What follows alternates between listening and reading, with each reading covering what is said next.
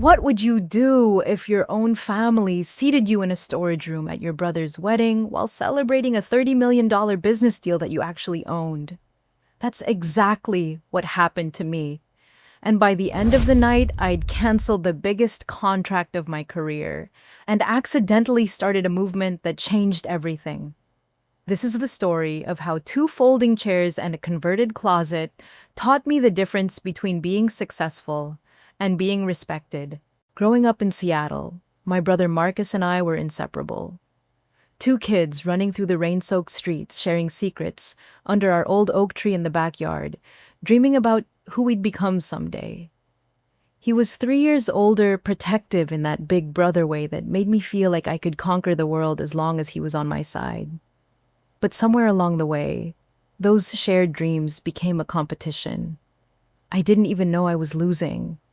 Marcus was everything my parents wanted in a son. 6'2" by junior year natural athlete, the kind of kid who made varsity baseball look effortless. Star pitcher with a fastball that had college scouts showing up to our house with scholarship offers. Homecoming king class president, the golden boy who could do no wrong. And me? I was the quiet one hunched over a computer in the corner of our shared bedroom writing code while everyone else was at his games. While Marcus was throwing perfect strikes, I was debugging programs and teaching myself artificial intelligence algorithms from library books. The pattern started early and never really stopped. When Marcus threw his first no-hitter junior year, our whole family drove 3 hours to watch him play in the state championships. Mom packed sandwiches, Dad took the day off work, and our house became mission control for Marcus's baseball glory. That same weekend, I was supposed to present my AI research project at a regional tech conference for high school students.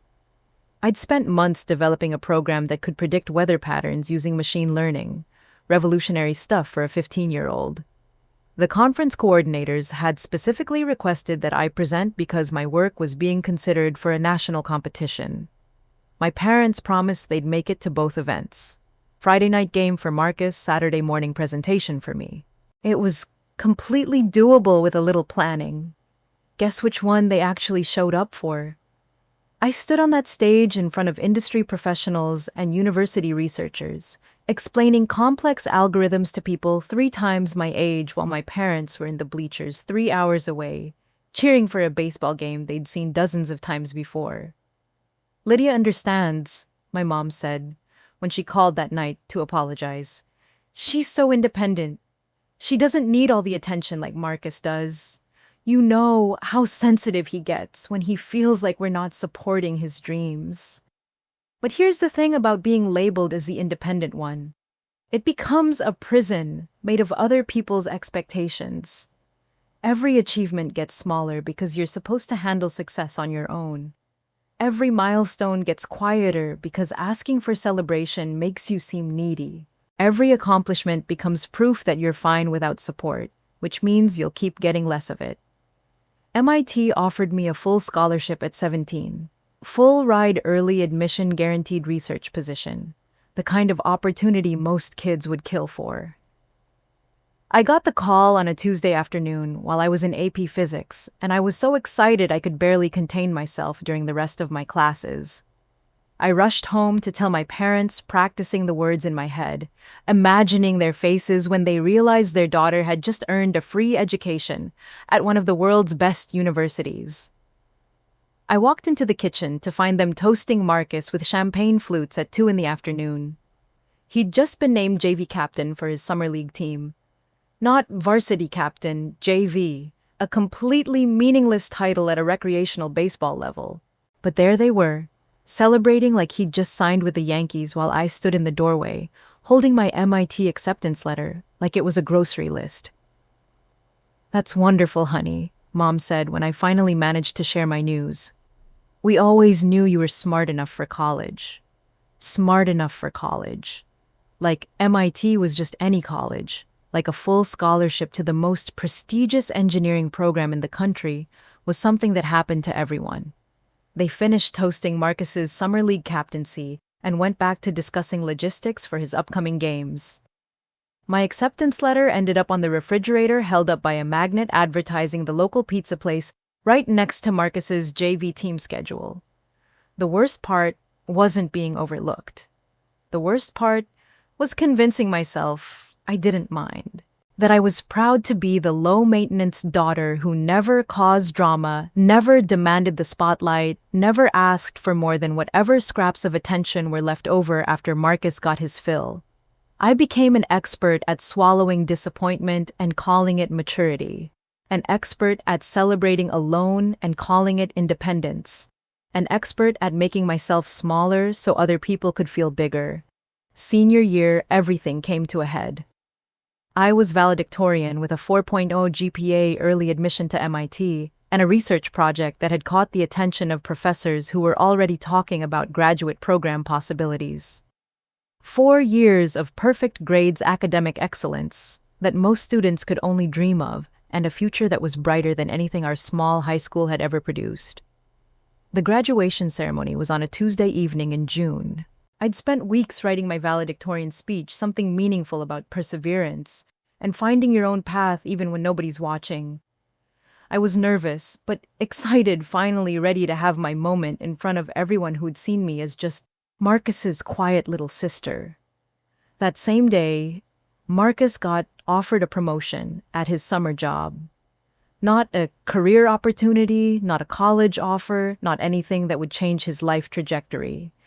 Assistant manager at a sporting goods store, making $12 an hour instead of 10. But my parents were so excited, they threw him an impromptu celebration dinner at his favorite restaurant. Last-minute reservations, the whole family invited, a real celebration for a completely ordinary achievement. I sat in my cap and gown at our empty kitchen table, holding my valedictorian speech and staring at the clock while they toasted his minimum wage promotion at Olive Garden. The irony wasn't lost on me even at 18. The girl who'd earned a full ride to MIT was eating leftover Chinese takeout alone while the family celebrated the boy who'd managed to get a tiny raise at a retail job. My phone buzzed around 9 p.m., a text from Mom. "Running late, so proud of Marcus. Save us some cake from your party." There was no party, there was no celebration. There was just me sitting in my graduation robes reading a speech that nobody in my family would ever hear, because they were too busy celebrating mediocrity to witness excellence. Mom called later that night, her voice bright with wine and enthusiasm. "Oh, honey, we're so sorry we missed your speech, but you understand, right? Marcus was just so excited about his job promotion, and you know how these opportunities are. He really needed us there tonight. Besides, you're going to do amazing things anyway. You don't need us there to prove it." She was right about one thing. I didn't need them there to prove it. But it took me 15 years to realize I didn't need to prove anything to them at all. Fast forward 15 years. While Marcus was climbing the corporate ladder at his mid-tier accounting firm, celebrating each small promotion like it was a conquest, I was building something that would change everything. MIT had been exactly what I needed. 4 years of being surrounded by people who understood that intelligence wasn't something to apologize for, where being the smartest person in the room was an asset instead of a social liability. I thrived in that environment, published research as an undergraduate, and graduated summa cum laude with job offers from every tech giant on the West Coast. But instead of joining someone else's company, I decided to build my own. NovaCore AI started in my studio apartment in Cambridge with nothing but a laptop, a dream, and an unhealthy addiction to energy drinks. The concept was revolutionary, but simple artificial intelligence that could optimize real estate logistics in ways the industry had never imagined. Real estate is a massive, slow-moving industry built on outdated systems and inefficient processes. Property management companies were hemorrhaging money on poor logistics, bad timing, and human error. What if AI could predict the optimal times for maintenance, the best routes for property inspections, the most efficient scheduling for contractor services? It sounds boring when you describe it like that, but boring problems with expensive solutions are where the real money lives. I spent 2 years developing the core technology, living off ramen noodles and the remnants of my college savings. 18-hour days, 7 days a week, debugging code until my eyes burned and my back ached from hunching over a keyboard. Most people would have given up, but I'd spent my entire childhood being overlooked. I was used to working without an audience. The breakthrough came during my third year. I cracked the algorithm that could reduce property management costs by 40%, while increasing operational efficiency by 60%. In an industry built on razor-thin margins, those numbers were like finding gold in your backyard. The beta tests were extraordinary. Small property management companies saw immediate improvements in their bottom lines. Word spread through industry networks faster than I could handle the incoming calls. Within 6 months, I had a waiting list of companies desperate to license the technology. Then came the big fish. Fortune 500 real estate conglomerates who'd heard whispers about the small AI company that was revolutionizing everything. The kind of clients who could transform Novacor from a promising startup into an industry-defining powerhouse. Spencer Corporation was the crown jewel, one of the biggest real estate conglomerates on the West Coast with properties in 12 states and a reputation for being first adopters of game-changing technology. When Richard Spencer, the CEO himself, called to discuss an exclusive licensing deal, I knew I'd made it. The negotiations took months, back and forth with their legal team technical demonstrations for their board of directors' due diligence that felt more like a doctoral defense than a business deal. But the final offer was everything I'd dreamed of and more. $30 million for exclusive rights to Novacor's technology. $30 million, the kind of number that makes you want to call your parents and scream, "Look at me now." But old habits die hard. I'd learned not to expect enthusiasm from my family about my achievements, so I celebrated alone with takeout Chinese food and a bottle of wine I'd been saving for a special occasion. The contract was sitting on my desk, reviewed by lawyers, approved by my board, ready for my signature. All that was left was the formality of signing and the media announcement that would establish Novacor as the leader in AI-powered real estate optimization. That's when Marcus called with news that would change everything. Lids.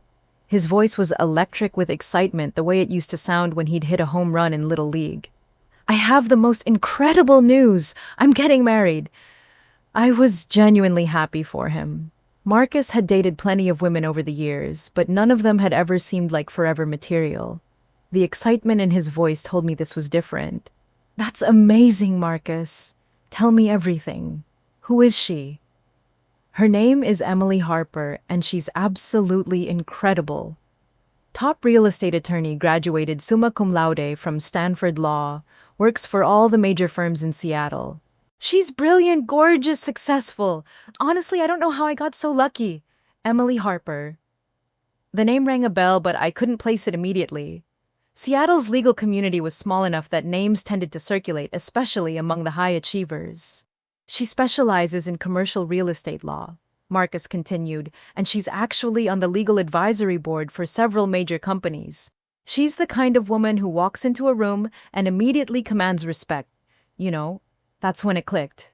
Emily Harper, the same Emily Harper whose signature I'd seen on half the legal documents crossing my desk during the Spencer Corporation negotiations.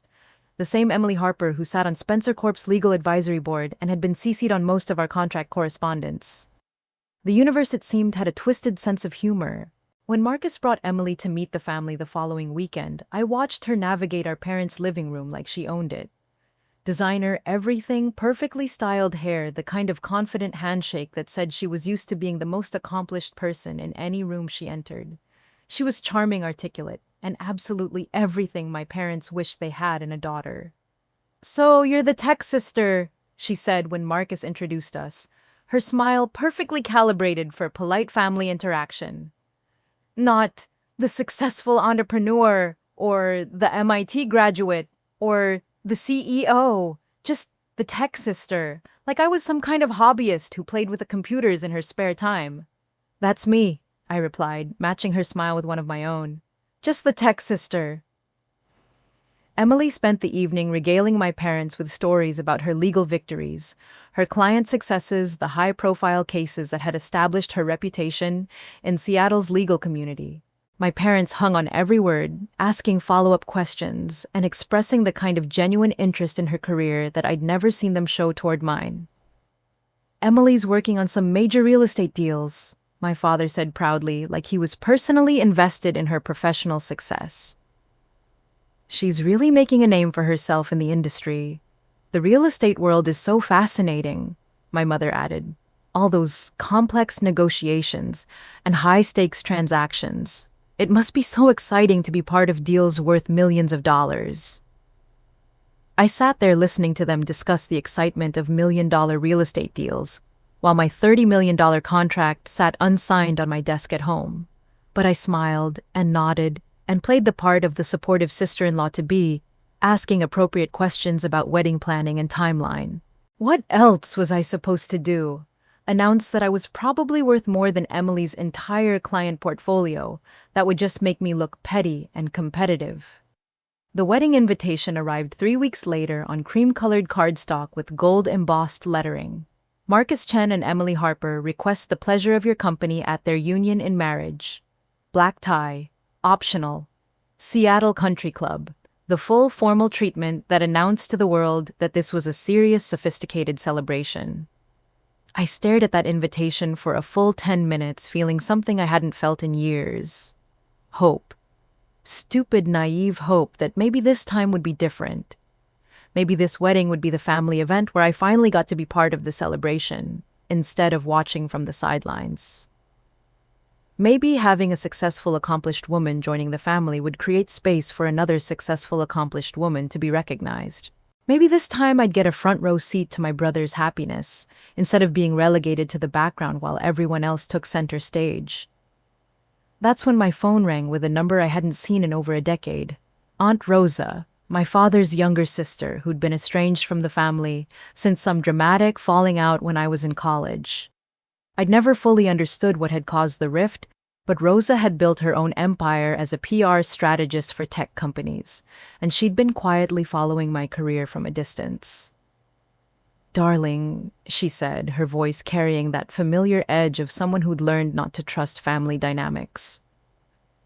"I heard about Marcus's engagement through the industry grapevine. Congratulations to the happy couple." "Thanks, Aunt Rosa. It's been way too long since we talked." "Far too long. Listen, I know we haven't stayed in touch the way we should have, but I've been watching what you've built with Novacor from afar. What you've accomplished is extraordinary, and I'm not just saying that as your aunt. I'm saying it as someone who spent 20 years working with tech entrepreneurs." There was something in her tone that made me pay attention. Rosa had always been the family member who saw things clearly, who wasn't impressed by surface-level achievements or fooled by family politics. "I appreciate that, Rosa. It's been quite a journey." "I'm sure it has, but I need to ask you something, and I need you to be completely honest with me." I could hear the seriousness creeping into her voice. "Okay. Are you prepared for this wedding to be exactly like every other family event you've ever attended? Because I've been watching this family's patterns for 40 years, and leopards don't change their spots just because someone puts on a white dress." The question hit me like a punch to the gut because I knew exactly what she meant. But I wasn't ready to admit out loud that I was setting myself up for the same disappointment I'd been swallowing my entire life. "Rosa, I think things might be different this time. Emily's accomplished, she understands professional success. Maybe having another high-achieving woman in the family will—" "Oh, sweetheart." Rosa's laugh was gentle but knowing. "You think Emily Harper is going to make space for you at that table? You think a woman who's built her entire identity around being the most impressive person in the room is going to be excited about sharing that spotlight with her new sister-in-law?" I didn't answer, because I couldn't, because deep down I already knew she was right. "Be ready for anything, darling," Rosa continued. "They underestimate you now, but that won't last forever. And when the moment comes, and it will come, you'll need to decide who you're going to be. The woman who accepts whatever scraps they throw her, or the woman who knows her own worth." She hung up before I could respond, leaving me staring at that wedding invitation and wondering if I was about to walk into the same trap I'd been falling into my entire life. The trap of hoping this time would be different when nothing about the people involved had actually changed. Wedding day arrived with that perfect Seattle sunshine that only shows up when you least expect it. I'd spent more on my outfit than I probably should have. A midnight blue dress that made me feel like I belonged in their world for once, paired with heels that added 3 inches to my confidence. My date, James, was a fellow entrepreneur I'd met at a tech conference. Smart, successful, and genuinely impressed by what I'd built. Having him there felt like armor, proof that I wasn't just Marcus's weird little sister anymore. We pulled up to the Seattle Country Club in his Tesla, and for a moment I let myself believe this was going to be different. The venue was stunning. White roses everywhere, string quartet playing the kind of wedding that gets featured in magazines. Emily had outdone herself. The ceremony was beautiful. Marcus looked happier than I'd ever seen him, and watching him promise to love Emily forever made my chest tight with something that felt like joy mixed with loss. Maybe this was what growing up looked like, your little brother becoming someone else's person. But it was the reception where Rose's warning started echoing in my head. James and I walked into the country club's main entrance, watching as other guests were gracefully escorted toward the ballroom. Crystal chandeliers, live jazz band, the works. I could see my parents at the family table, already deep in conversation with what looked like Emily's firm partners. That's when the wedding planner appeared. Jennifer, I think her name was. All smiles and clipboard efficiency. Ms. Chen, so wonderful you could make it. If you'll just follow me, I'll show you to your seats. Something in her tone set off alarm bells, but I followed anyway. We walked past the ballroom entrance, past the elegant cocktail area down a side hallway I hadn't noticed before. Excuse me, James said, his voice carrying that polite confusion of someone who knows something's wrong but doesn't want to be rude. Are we going the right way? Jennifer's smile never wavered. Oh, yes, absolutely. Just a few more steps. She stopped in front of a door I could have sworn was a closet. But when she opened it, I realized it was worse. Much worse. It was a converted dressing room. 2 folding chairs, the kind you rent for backyard barbecues, sat facing a small window that looked out onto the parking lot. No table, no centerpiece, no view of the ceremony or reception. Just 2 metal chairs and the distant sound of celebration happening somewhere else. Here we are, Jennifer chirped. This is actually one of our more intimate spaces. Very private. James looked at me like he was waiting for me to say something. Do something. But I just stood there staring at those folding chairs like they might transform into something reasonable if I looked hard enough. I'm sorry, I finally managed. There must be some mistake. I'm the groom's sister. Jennifer consulted her clipboard with theatrical concern. Oh no, there's no mistake. All the premium seats were taken by real estate partners. This was the best we could do with the remaining space. Real estate partners, not family. Not the sister who'd known Marcus since before he could walk. Business contacts. Can you give us a minute? I asked, my voice steadier than I felt. The moment Jennifer left, James exploded. Are you kidding me right now? They put us in a storage room while business associates get the family table. But I was already walking back toward the main reception, my heels clicking against the marble with more confidence than I actually felt. I needed to hear this directly from Emily. Needed to understand if this was an oversight or exactly what it looked like. I found her holding court near the bar, surrounded by congratulations and champagne flutes. When she saw me approaching, something flickered across her face. Not surprise, recognition. Emily, congratulations. The ceremony was beautiful. Thank you, Lydia. You clean up nicely. There it was again, that subtle dismissal wrapped in what sounded like a compliment. I think there might be a seating issue. The wedding planner put James and me in what looks like a converted closet. Emily's smile never wavered, but I caught the quick glance she exchanged with one of her law partners. Oh, that. It's just logistics, Lydia. We had to prioritize seating for the industry contacts. You understand. Just logistics. Like I was a vendor who needed to be accommodated somewhere. Like my 15 years of shared childhood with Marcus were worth less than a business card exchange. But I'm Marcus's sister. Of course you are. And family is important. But this is also a professional networking event. Emily Harper Chen's wedding needs to make the right impression. Emily Harper Chen. She'd already hyphenated their name in her head claimed ownership of not just Marcus, but the whole family narrative. That's when I saw him. Marcus standing about 10 feet away, close enough to hear every word, close enough to step in, close enough to say something.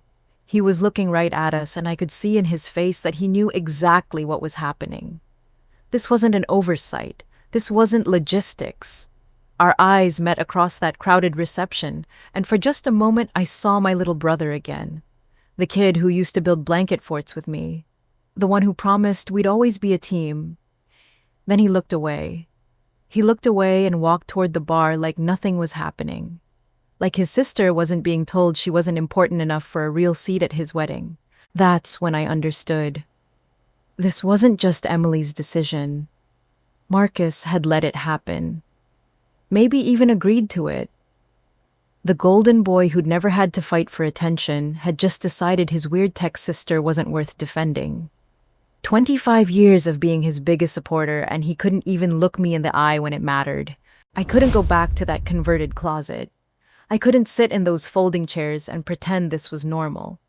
So I did what I'd been doing my whole life. I found somewhere to disappear. The kitchen was bustling with catering staff servers, weaving between prep stations, with champagne flutes and appetizer trays, industrial lighting stainless steel, everything the kind of place where the real work happens while everyone else enjoys the show. I found an empty corner near the dishwashing station and sat down on a milk crate, my expensive dress completely out of place among the white uniforms and hairnets. A busboy gave me a sympathetic look and handed me a bottle of water without saying anything.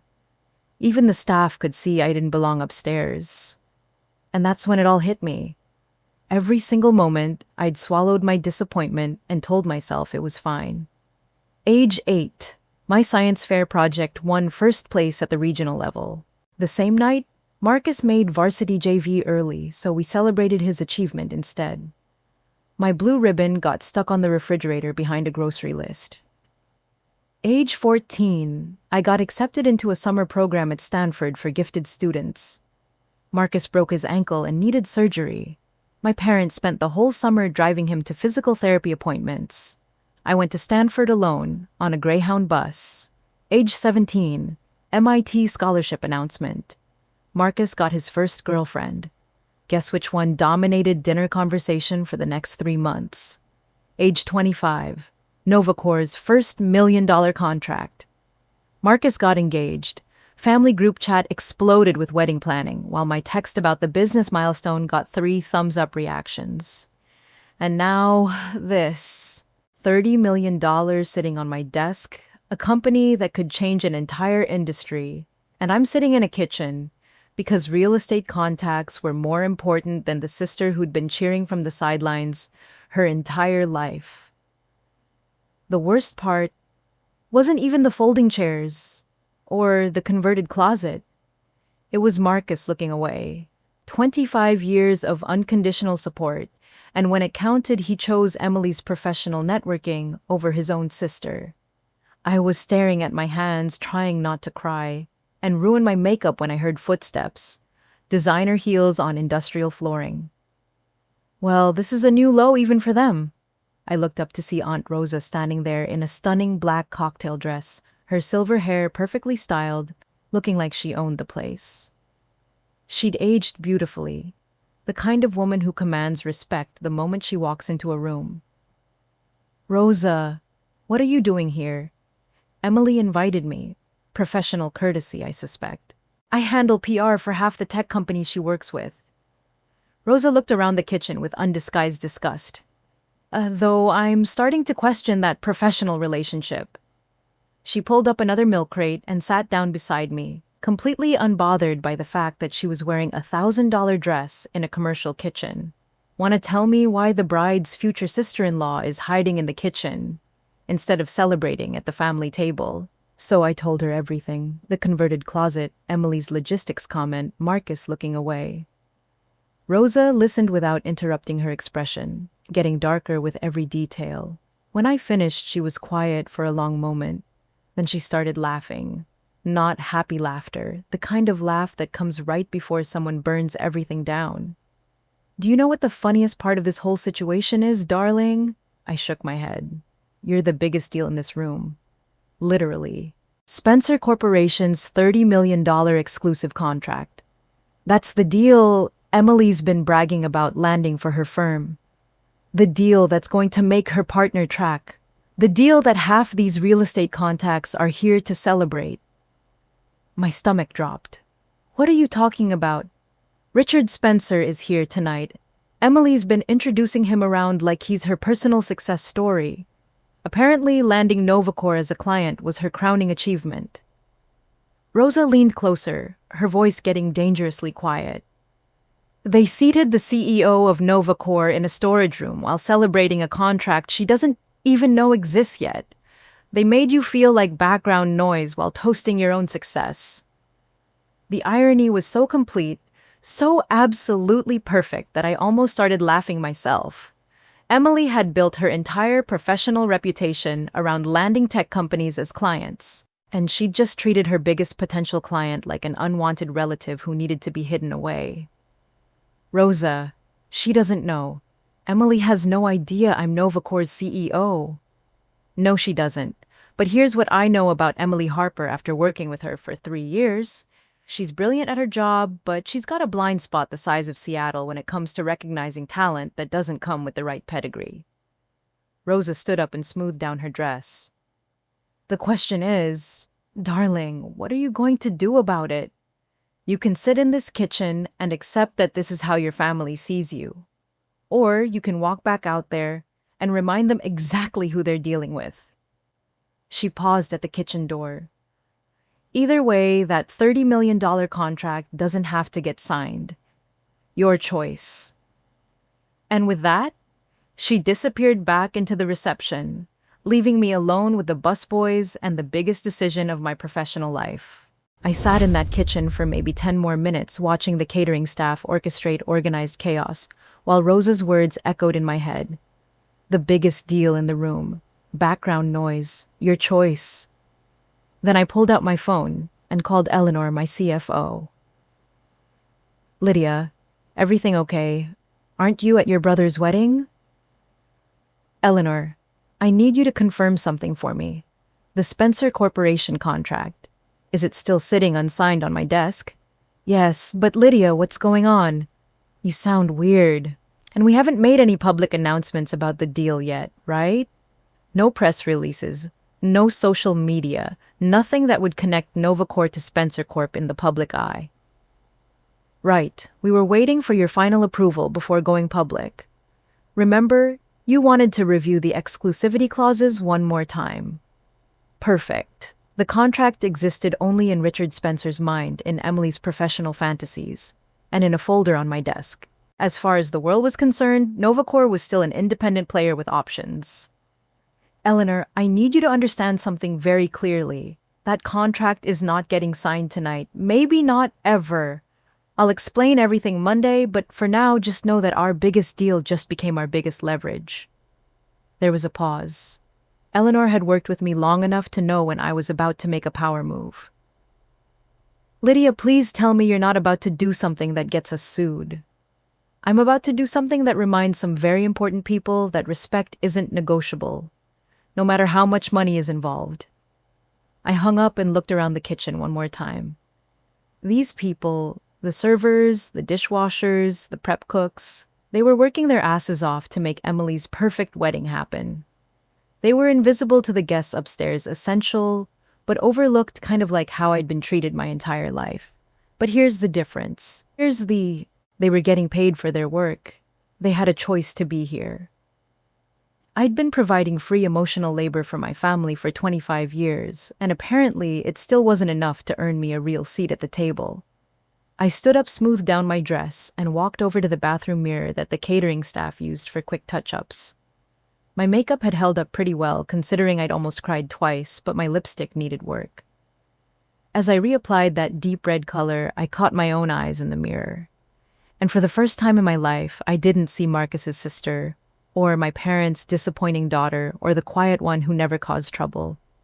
I saw the CEO of Novacore AI, the woman who'd built a $30 million company from nothing, the entrepreneur who'd revolutionized an entire industry while my family was busy celebrating Marcus's middle management promotions. I squared my shoulders, adjusted my posture, and felt something shift inside me. Not anger. Anger would make me sloppy. This was something colder, sharper, more precise. They seated me with the staff. Fine, time to show them who runs the business that's feeding this wedding. I walked back through that kitchen, past the servers loading champagne onto trays, past the chef calling out orders, past all the people actually making this celebration possible. And as I pushed through those swinging doors back into the reception, I wasn't Marcus's little sister anymore. I was a CEO about to handle some business. The main ballroom was in full swing. Crystal glasses, clinking jazz music, playing all of Emily's real estate contacts, networking their hearts out while my parents beamed with pride at their son's perfect wedding to his perfect wife. None of them had any idea what was about to happen. None of them realized that the quiet girl in the corner had just decided to stop being quiet. I walked through that reception like I owned the place, which in a way I did. My $30 million deal was funding half the conversations happening in that room. These people just didn't know it yet. Emily was holding court at the head table, and I could see Richard Spencer sitting right next to her, hanging on every word. He was a tall man in his 60s, the kind of CEO who commanded respect just by walking into a room. Next to him sat Marcus, looking proud, as Emily charmed their most important business contact. Perfect. An audience. I walked straight up to their table, not bothering to wait for an invitation to join the conversation. "Richard Spencer," I said, extending my hand with complete confidence. "I don't think we've been properly introduced. I'm Lydia Chen, CEO of Novacore AI." The silence that followed was beautiful. Richard's face went from polite confusion to recognition, to something that looked like panic. Emily's champagne glass stopped halfway to her lips. Marcus just stared at me like I'd grown a second head.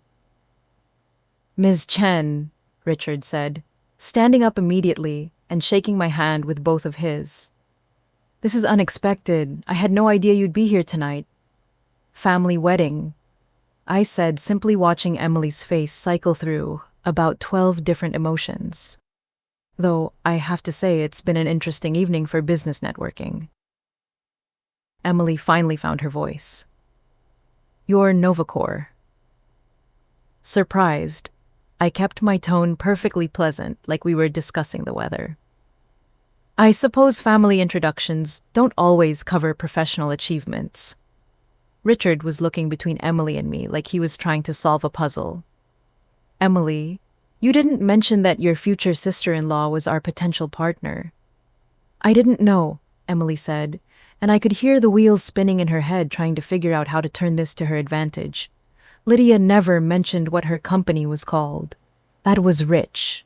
Emily had never asked. In her mind, I was just the tech sister who played with computers.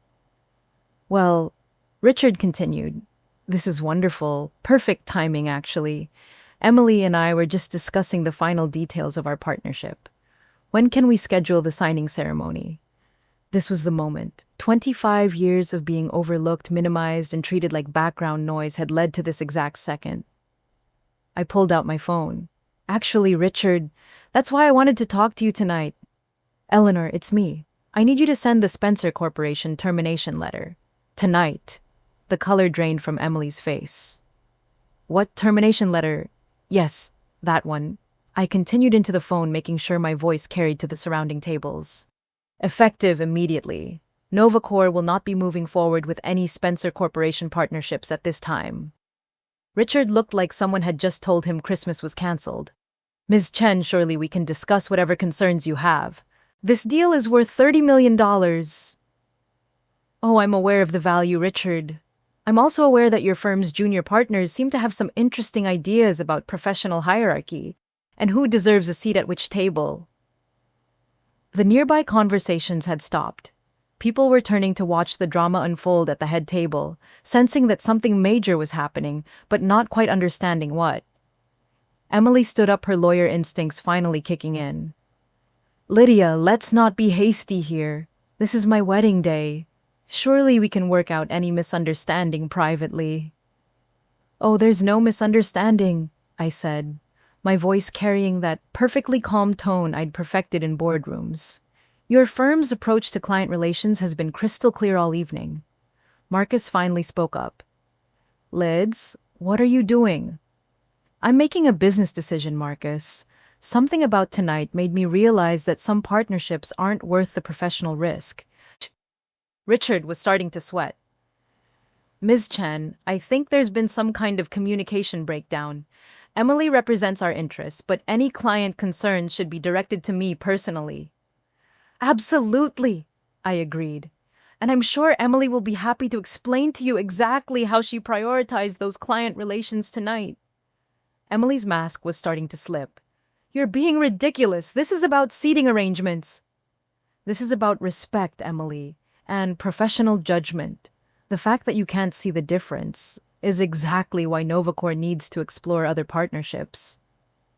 That's when she made her fatal mistake. Emily straightened up, trying to regain control of the situation with that attorney authority she was used to wielding. Look, I think everyone's getting a little emotional here. This is my wedding, my client relationships, and my table. I think it's best if we table this discussion for Monday, when everyone's thinking more clearly. Her table, her client, her authority. I smiled, and it wasn't a nice smile. That's where you're wrong, Emily. You don't get to gatekeep tables you don't own, and you definitely don't get to claim ownership over contracts that just got canceled. The silence that followed was deafening. Then, Richard Spencer, one of the most powerful real estate moguls on the West Coast, turned to Emily with an expression that could have frozen hell over.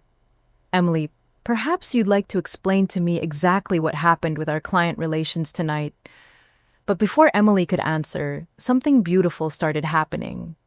Other business contacts at nearby tables had caught enough of the conversation to realize what was going down. The CEO of Meridian Properties approached our table. Ms. Chen David Walsh from Meridian. I don't suppose you'd be interested in discussing partnership opportunities with a firm that actually values its clients.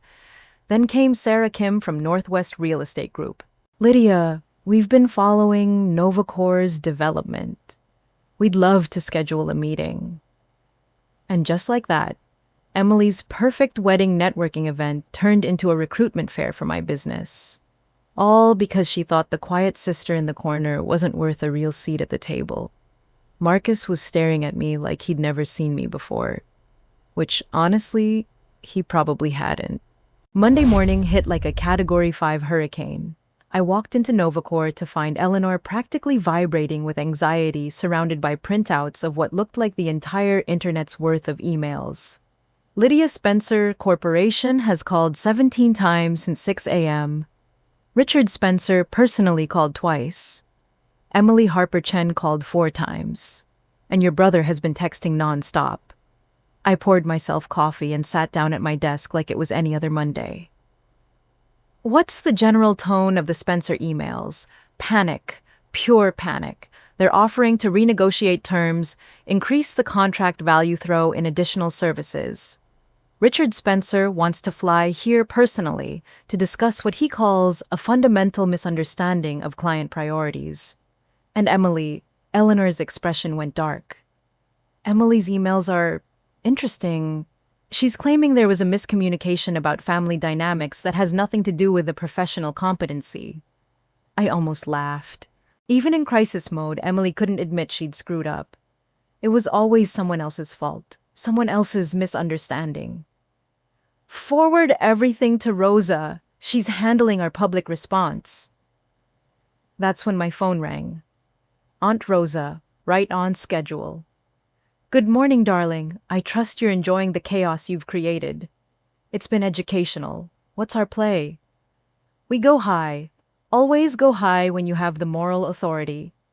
I've drafted a statement that positions you as a CEO who prioritizes values-based partnerships. No mudslinging, no personal attacks, just a clear message about professional standards. The statement Rosa crafted was masterful.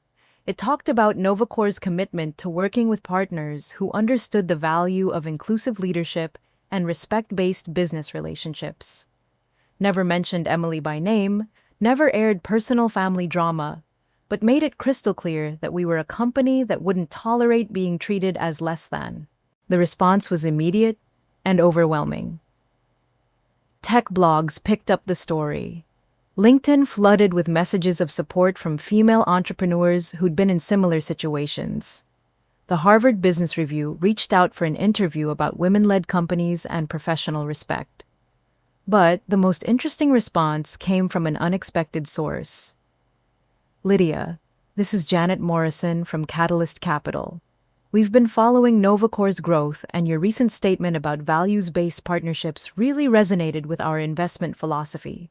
We'd like to discuss funding opportunities for companies led by women who are changing industry standards. 3 more venture capital firms called that week. 2 international real estate companies reached out directly, bypassing law firm intermediaries entirely. Within 10 days, we had potential partnerships worth over $60 million. Emily had been right about one thing. Canceling Spencer Corporation was about more than just seating arrangements. It was about something much bigger. That's when I knew what I had to do with this momentum.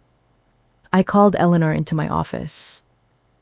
I want to launch something new, a mentorship platform called Visible, specifically for women who've been overlooked in business, who've been told they're too quiet, too difficult, too whatever to deserve recognition. Lydia, that's brilliant, but are you sure you want to take on another project right now? This isn't another project, Eleanor. This is the point. All of this, Novacore, the Spencer deal, even that disaster of a wedding, it's all been leading to this. How many women are sitting in converted closets right now, professionally speaking?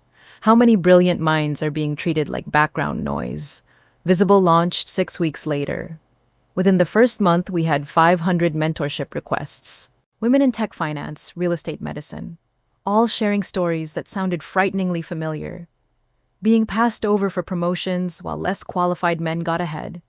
Having their ideas credited to male colleagues, being excluded from networking events that shaped their industries. We started small, one-on-one mentorship matching skill-building workshops, networking events where everyone got a real seat at the table. But it grew fast. Corporate sponsors started reaching out wanting to partner with a platform that was actually making a difference. The irony wasn't lost on me. Emily's attempt to minimize my presence had accidentally launched a movement. 3 months after the wedding, Marcus finally called. Lids, can we talk in person? We met at our old coffee shop near the University of Washington, the place where we used to do homework together as kids. Marcus looked older, tired in a way that had nothing to do with a lack of sleep. I owe you the biggest apology of my life, he said before I could even sit down.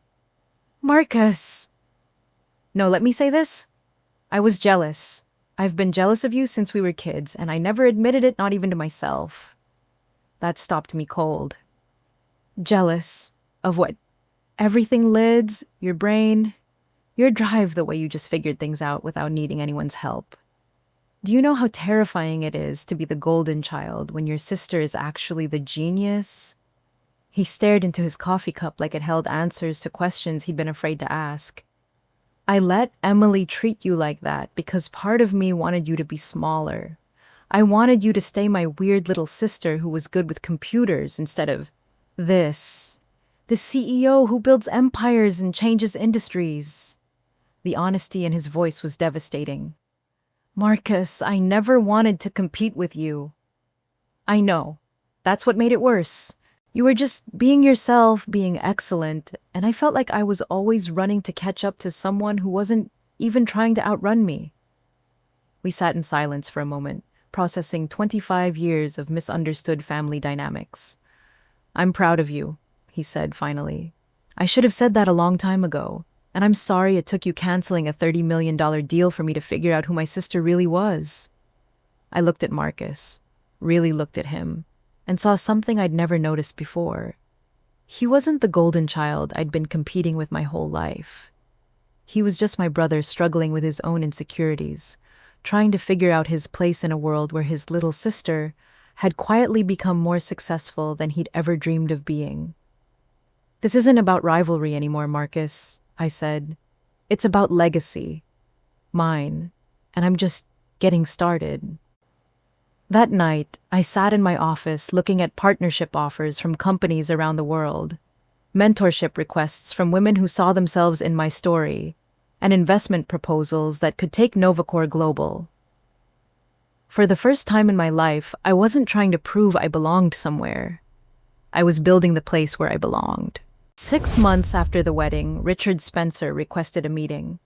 Not through his lawyers, not through Emily, but a direct call to my office. Personal, humble, and surprisingly genuine.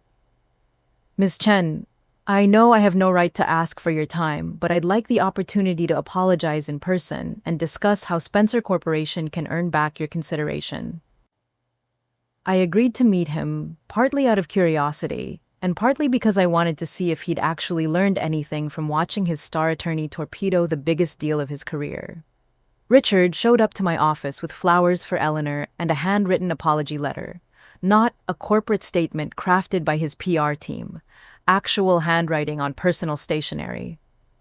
"I need you to know that what happened at that wedding was unacceptable," he said, sitting across from my desk.